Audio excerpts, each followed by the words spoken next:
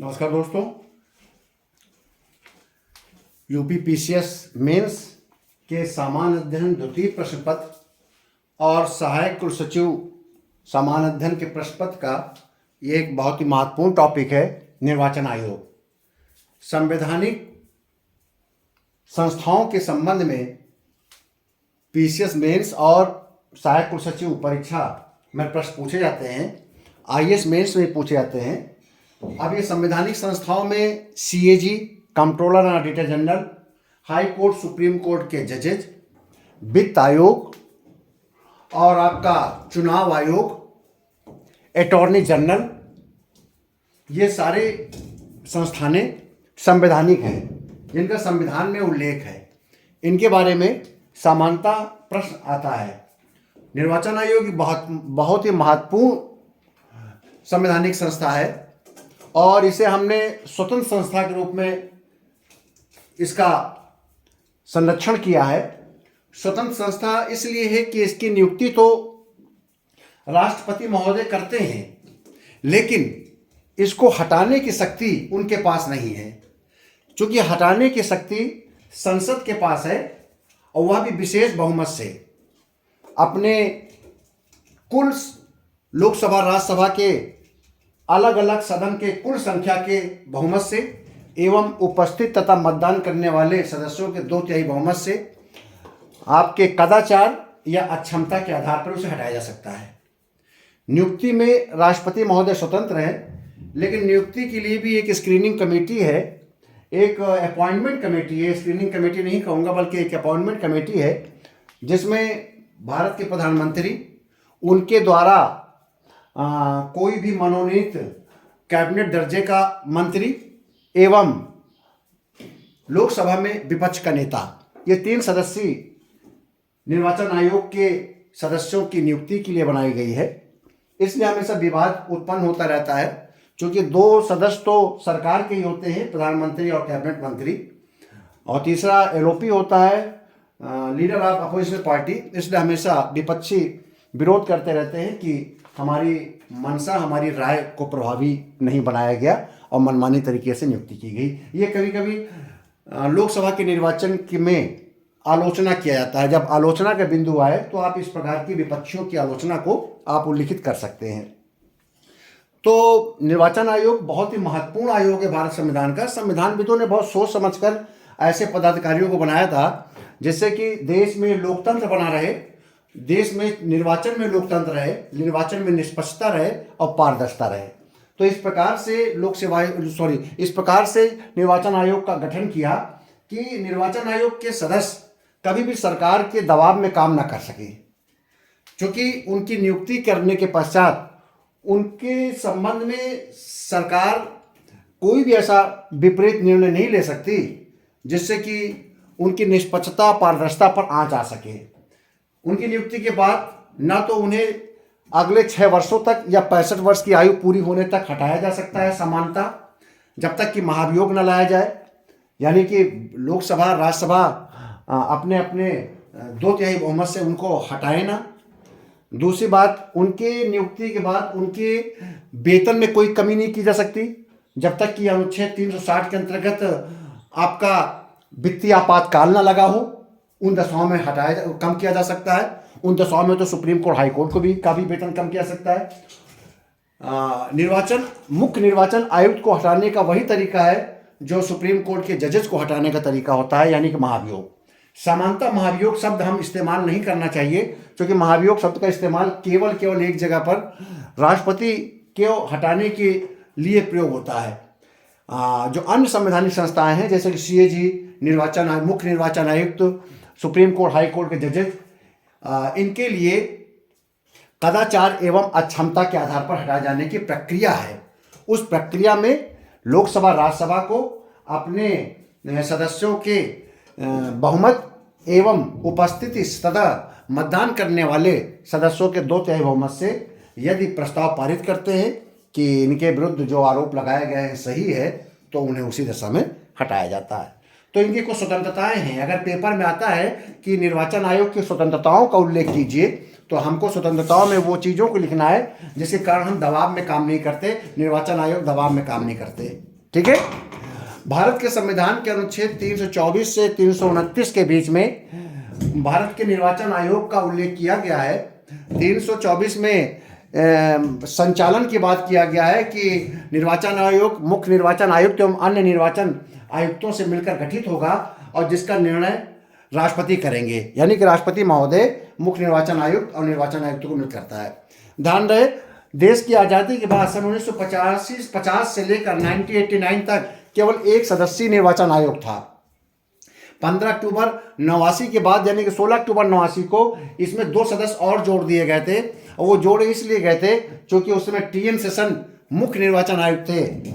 उनके काम करने का तरीका संविधान के अंतर्गत दिए गए पूरे अधिकारों को कड़ाई से अनुपालन कर रहे थे, इसलिए उनके कार्यों को एक प्रकार से रोकने के लिए 2 सदस्यों की नियुक्ति सरकार ने और कर दिया था। क्योंकि हमारे संविधान में लिखा था कि 2 या निर्वाचन आयोग के लिए चाहे तो 1 सदस्य या 1 से अधिक सदस्य हो सकते हैं, तो उसी का प्रयोग करते हुए 1 से अधिक सदस्य नियुक्त कर दिया था।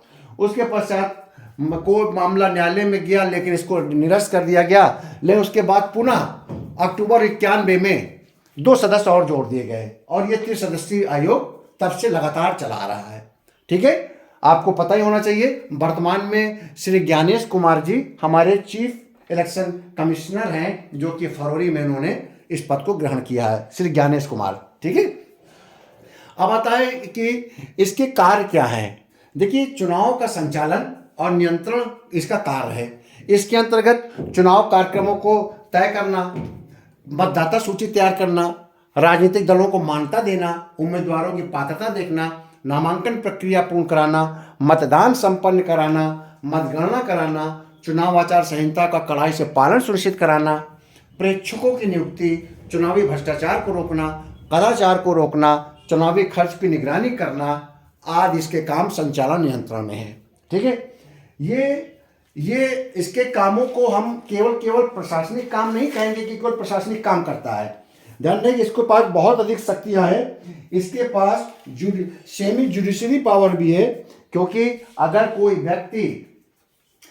व्यक्ति मोरल कोड ऑफ कंडक्ट का पालन नहीं करता है, यदि कोई व्यक्ति आपके प्रतिनिधित्व अधिनियम का पालन नहीं करता है, तो आप निर्वाचन आयोग उसके विरुद्ध कार्रवाई कर सकता है। इसके पास प्रशासनिक शक्तियां हैं, इसके पास परामर्शी शक्तियां हैं और इसके पास क्वासी जुडिशियल शक्तियां, अर्ध न्यायिक शक्तियां भी होती हैं। ठीक है, क्योंकि अगर क्वासी जुडिशियल निर्णय लेते समय ये FIR दर्ज करवा सकता है, ये निर्णय लेके कोई भी कार्रवाई कर सकता है, ये सदस्यता को निरस्त कर सकते हैं, रद्द कर सकते हैं, ये क्वासी जुडिशियल है। क्वासी जुडिशियल हम इसलिए कहेंगे क्योंकि इनके पास सुप्रीम कोर्ट और हाई कोर्ट की पावर तो नहीं आ जाएगी, क्योंकि अगर माननीय निर्वाचन आयोग के खिलाफ कोई व्यक्ति चाहे तो सुप्रीम कोर्ट तो जा ही सकता है। इसीलिए इसको हम बोलते हैं क्वासी जुडिशियल पावर, कि अपने आयोग की स्वतंत्रता को ध्यान रखते हुए जो भी सरकार ने संविधान में उन्हें कर्तव्य दिए हैं, उसके अंतर्गत वो न्याय निर्णय करने के पूरे अधिकारी हैं। ठीक है, अगला है कि अब आता है कि इसकी आलोचनाएं होती हैं और यह भी आता है, पेपर में आ सकता है कि निर्वाचन आयोग या निर्वाचन के संबंध में अभी तक कौन कौन से सुधार किए गए हैं। तो इस संबंध में आप याद रखिएगा। तो आप संक्षेप में मैंने लिख दिया है ताकि आपको कोई भी प्रश्न का उत्तर 100 से 150 या 200 शब्दों से ऊपर लिखने को नहीं आता है। और जो मेरी स्क्रीन में जो मैं लिखता हूँ वो लगभग 400 वर्ड से ज़्यादा वर्ड्स होते हैं। तो मुझे लगता है कि आप 200-250 शब्द इसी में से निकाल सकते हैं। तो जब चुनाव सुधार की बात करेंगे तो आप बताएंगे कि EVM, वीवीपैट, नोटा, ठीक ना, इलेक्ट्रॉनिक बोर्ड से मशीन होता है। वीवीपैट में क्या है? वीवीपैट वोटर वेरीफाइबल आपका पेपर ऑडिट ट्रेल, वीवीपैट का फुल फॉर्म होता है voter verifiable paper audit trail, ठीक है ना। और NOTA not of the above, ठीक है, नन ऑफ द एबव कह सकते हैं। नोटा का प्रयोग करना चुनाव खर्चों की सीमा निर्धारण करना, चुनावी आचार संहिता का कड़ाई से पालन कराना, ये सब 1989 यानी कि जो हमारे टीएन शेषन साहब जब चीफ इलेक्शन कमीशन हुए उसके बाद ये बहुत कड़ाई से शुरू हो गया था। अब तो ईवीएम वीवीपैट वर्तमान की आधुनिक सरकार की सब ये देन है। खर्चों की सीमा निर्धारण, चुनावी आचार संहिता कड़ाई से पालन कराना, आपराधिक पृष्ठभूमि वाले उम्मीदवारों को चुनाव लड़ने से रोकना, सुप्रीम कोर्ट के निर्णय के कारण इस पर रोक लगाई गई।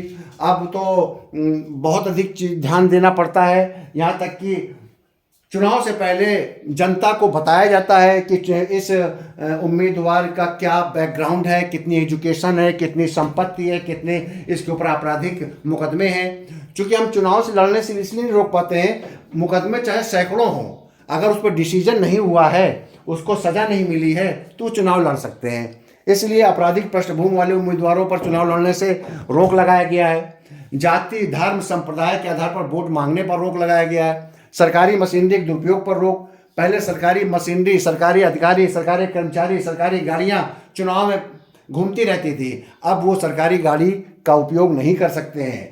अगर कोई व्यक्ति चुनाव के प्रचार प्रसार में रहेगा तो वो गाड़ी चिन्हित रहेगी, वो किसके द्वारा हायर की गई है, कितना उस पर खर्च आ रहा है, इसका ध्यान रखा जाएगा। मतदान के लिए पहचान पत्र की अनिवार्यता कर दिया गया है। राजनीतिक दलों के लिए चुनावी बांड का प्रयोग करना शुरू कर दिया गया है। उम्मीदवारों का आपराधिक रिकॉर्ड रखा जाता है। अब संपत्ति देनदारियां दिखाई जाती हैं। जब तक आपके संपत्ति देनदारियां नहीं होंगी, देनदारियां अगर आपके पास हैं तो आप चुनाव नहीं लड़ सकते। यानी कि लोकल लेवल पे आपके पास कोई भी अगर ड्यूज है, आपका पानी, बिजली, इन सब चीज़ों को तो पूरा करिए पहले। शैक्षणिक योग्यता भी अब जानकारी मिलती है वोटरों की, तो ये सब चुनाव सुधार किए गए। ये सब बहुत बाद में सब चीज़ों को शामिल किया गया है, तो ये आप ये इम्प्रूवमेंट अच्छे पे लिख सकते हैं। आएगा कि कमियां आलोचना बताइए, तो इसकी कमियों में बताया जाता है कि निर्वाचन आयोग के सदस्यों में क्या योग्यता अर्हता होनी चाहिए, ये संविधान मौन है, संविधान में इसका कोई उल्लेख नहीं किया गया। दूसरी बात, ये तो कहा गया है कि खर्च करने की, विधायक को एक खर्च करने की और लोकसभा सदस्य, राज्यसभा सदस्य को खर्च करने की एक सीमा निर्धारित कर दी है, 70-90 लाख ऐसा कुछ। लेकिन ये सब दिखाने के लिए कहा जाता है कि बेहिसाब धन बैकडोर से खर्चा किया जाता है, जो हिसाब में नहीं है। चुनावी बॉन्ड तो जारी करने के लिए कहा गया, लेकिन दानदाताओं की गोपनीयता रखी गई, जिसके कारण पारदर्शिता नहीं है। यह आरोप लगाया जाता है कि जो भी दानदाता होगा उसके बारे में सरकार तो खोज निकालेगी, विपक्षी नहीं खोज निकालेंगे। तो जो दानदाता होगा कोशिश करेगा कि सरकार को वाली दल को ही वो दान दे, जिससे कि उन पर सरकार की भ्रष्टी न तनी रहे। ये विपक्षी आरोप लगाते हैं, ठीक है ना। इसलिए कहा जाता है, विपक्षियों का कहना है, सुप्रीम कोर्ट ने भी कहा कि आप खुलासा कीजिए कि किसने कितना कितना दान दिया। पिछले कुछ समय पहले ये पेपरों में बहुत अधिक चर्चित था कि चुनाव आयोग, सुप्रीम कोर्ट के आदेश क्रम में स्टेट बैंक ऑफ इंडिया ने दानदाताओं की सूची को उजागर किया था, ठीक है ना। तो एक यह भी आरोप लगाते हैं, कमियां बताते हैं। आपराधिक पृष्ठभूमि वाले उम्मीदवारों की बढ़ती संख्या।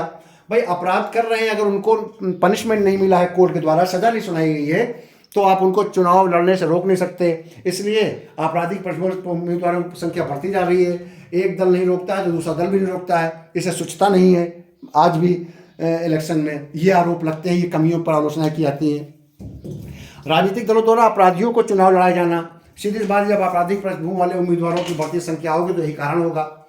ईवीएम वीवीपैट को इस्तेमाल तो किया गया है, लेकिन कहा जाता है कि वीवीपैट के 100% पर्चियाँ नहीं गिनी जाती हैं, रैंडमली गिनी जाती हैं। इससे वीवीपैट का कोई महत्व नहीं है, ये आलोचना की जाती है। भाई वीवीपैट की एक एक पर्ची गणना की जाए और ये देखा जाए कि उतनी पर्चियों के वोट पड़े हैं तो स्पष्ट हो जाएगा। क्योंकि मतदाता जब वोट डालता है तो देखता है कि उसके वीवीपैट निकला है कि नहीं निकला है, और वीवीपैट निकला है तो किसको उसने वोट डाला था, तो वो सारी पर्चियों गिनना चाहिए, ये आलोचना की जा रही है। सुप्रीम कोर्ट में ये जब मामला गया, सुप्रीम कोर्ट ने कहा कि मैं इस पर हस्तक्षेप नहीं कर सकता हूँ, क्योंकि वास्तव में अगर 100% वीवीपैट की गिनती शुरू हो जाएगी तो बहुत लंबी प्रक्रिया हो जाएगी आपकी मतगणना की। फिर आपका मशीन से मतगणना और पेटियों के माध्यम से मतगणना का कोई मतलब नहीं रहेगा, जब हमको प्रक्रिया पूरी उतनी ही करनी पड़ेगी, ठीक है। निर्वाचन आयोग के सदस्यों की योग्यता का उल्लेख मैंने पहले बता दिया है। मतदाता, एक यह भी आरोप लगाया जाता है कि मतदाता सूची में पहले तो नाम था और अचानक नाम कट गया।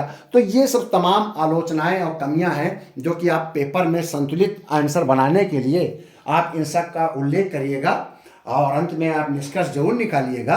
आप बताइएगा कि भारतीय लोकतंत्र की नींव स्वतंत्र निष्पक्ष चुनाव पर टिकी है और निर्वाचन आयोग, इसी उद्देश्य से निर्वाचन आयोग का उल्लेख भारत के संविधान में लिखा गया है। और संविधान में दो कि बहुत बड़ी अपेक्षाएं थी कि हमारे देश का निर्वाचन आयोग इस प्रकार से हो कि वो दलीय सोच से ऊपर उठकर आपको लोकतंत्र को मजबूत करने के उद्देश्य से चुनाव को निष्पक्ष और पारदर्शी बनाने का कष्ट करेगा, बनाने की कोशिश करेगा, जिससे कि जो मतदाता, जिसे लोकतंत्र में भगवान कहा जाता है, उनकी जो सोच है, उनकी मंशा है, उसके अनुरूप उनके जो निर्वाचित प्रतिनिधि हैं वो लोकसभा और राज्यसभा में पहुंच सकें।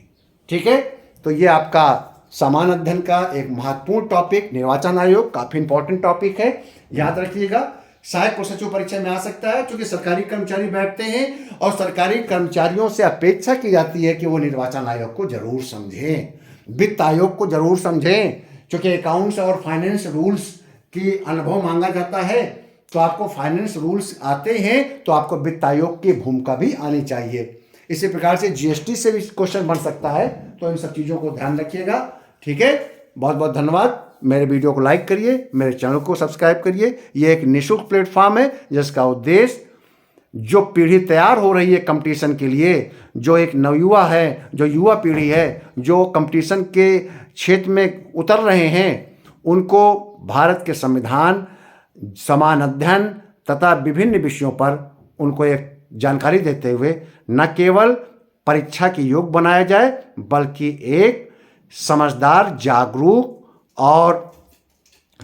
और एक ऐसा नागरिक तैयार किया जाए जिसे अपने अधिकारों तथा अपनी संवैधानिक संस्थाओं के बारे में अच्छे से जानकारी हो। बहुत बहुत धन्यवाद।